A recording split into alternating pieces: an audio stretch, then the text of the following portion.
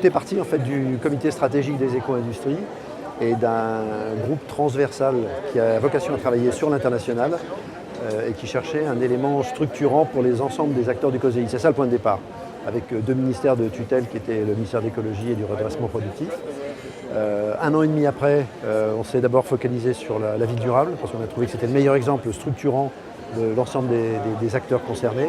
Donc un an et demi après, on en est à présenter un des premiers aboutissements qui est cette marque ombrelle, avec également la présentation et l'utilisation d'une plateforme numérique qui va être un site internet.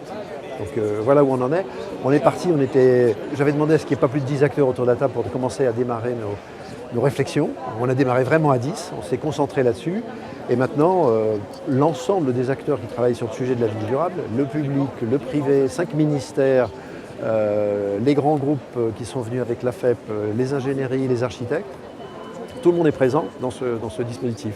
Et on continue à nous rejoindre, on continue à nous demander, on voudrait rentrer dedans, que ce soit des organismes de certification, des organismes de communication, des PME, des TPE, les pôles, les clusters, tout le monde va rentrer. Les prochaines étapes, maintenant que les principales étapes ont été lancées, tout ce volet marketing qui est mis en place, avec une charte qui va être définie. Donc la prochaine étape, c'est de définir la charte d'utilisation de la marque.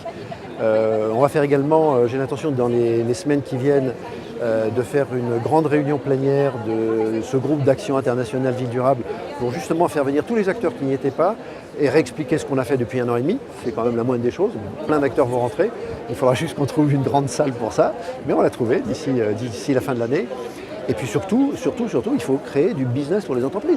Derrière tout ça, il y a la volonté de créer du business pour les entreprises. Donc aujourd'hui, c'était à Nantes EcoCity, la présentation de Vivapolis. Donc la marque, elle est là. Demain, c'est d'aller sur les marchés pour travailler. On va commencer, le tout prochain, ça va être Polytech Casablanca, où on va aller à la fois présenter et mettre en scène les acteurs français qui sont déjà présents et qui vont se regrouper sous cette marque-là.